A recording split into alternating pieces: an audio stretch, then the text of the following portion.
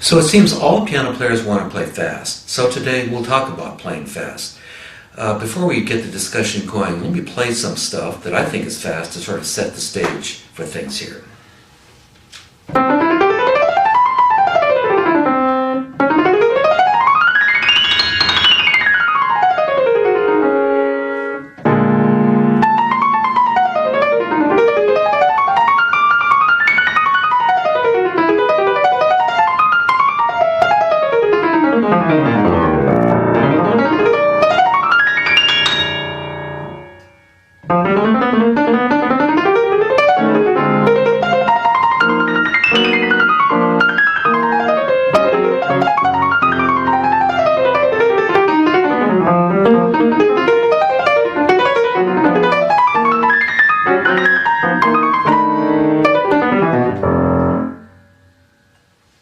Okay, well, you may have to give up something to play that fast, and there's a way to do it, which I can show you. But keep in mind that the golfer Tiger Woods gave up golf for 6 months once to totally destroy his game, start all over again. He deconstructed his stroke, did terribly in his own putting green, I guess, and then finally got it together. So there is something to this that I need to explain to you. Okay, the first rule of fast piano playing is to have as many notes under the hand in one handful as you can. For instance, in a C scale, you have 3 notes and then 5 more. The next thing is to keep the thumb way in over the knuckle. The thumb and the forefinger determine everything. All the power comes from these two things. And when you change positions, handful to handful, the thumb always determines where you go and how far the hand goes in and a lot of other things. Okay, so thumb in over the knuckle, not over the nail. In a minute you'll see what happens if you don't do that.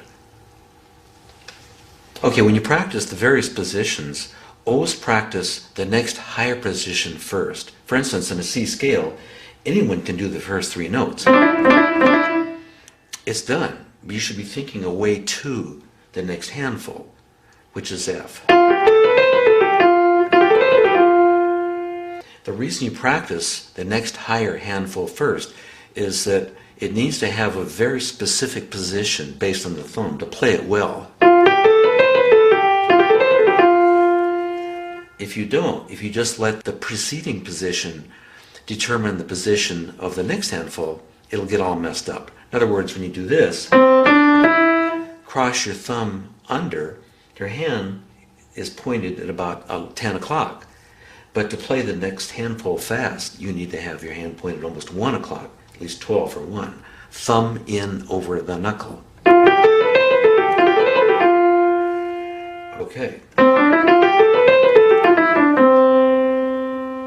Now, if you allow the first position to determine the next position, thumb hits the knuckle, you have to suddenly recoup, get the hand over here, and coming down, it's the same thing in reverse. To know how to finish out the second handful, you need to practice the next position, in this case going down.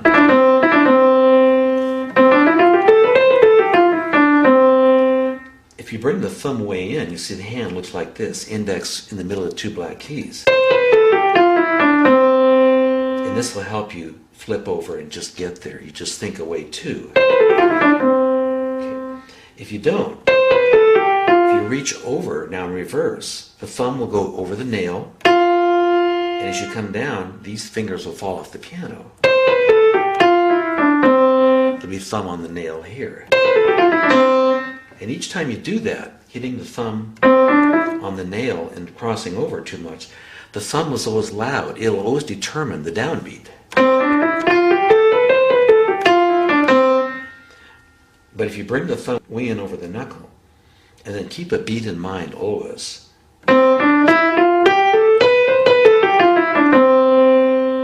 Okay, be aware that the downbeat in the second position is G. The thumb is in between the beats. This way you avoid hitting the thumb loudly when its turn comes up. So how do you do this? You need to memorize where the beats are. The beats are, in fact, C, E, G, and B.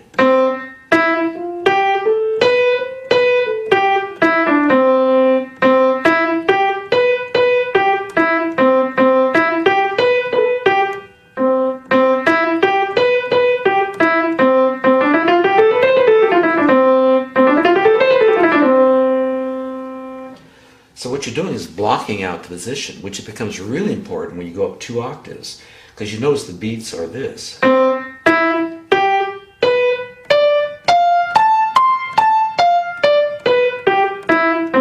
So what was that? Well, it was 1, 3, 2, 4, back to 2. Here's the thumb down here, having to move up almost an octave.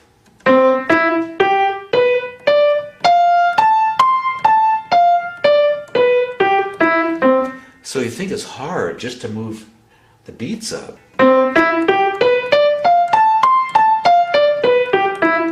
You can see how hard it would be to maintain a good hand position, the thumb in, when you're actually doing all the extra notes.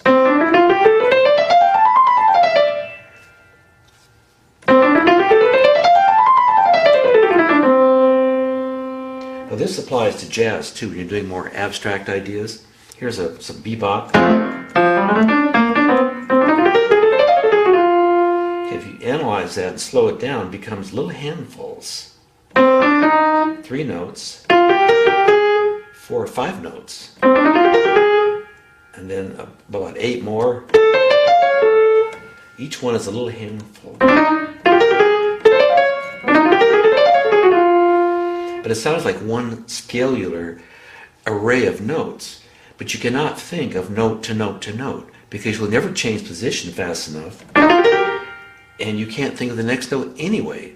So always think of groups of 3 to 4 to 5 notes at the same time, like the pentatonic scale. There's no limit to how fast you can play something like that if you're thinking as a handful to a handful. So recapping the scale part of this, you're playing 2 little handfuls,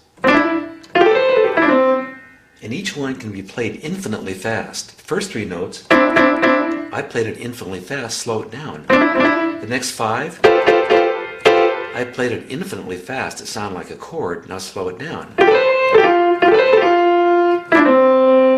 So the last thing to do is simply just jump to the next position with no thumb under.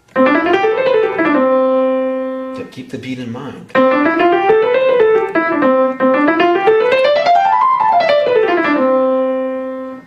So we'll go into part 2 to further applications of this in a minute.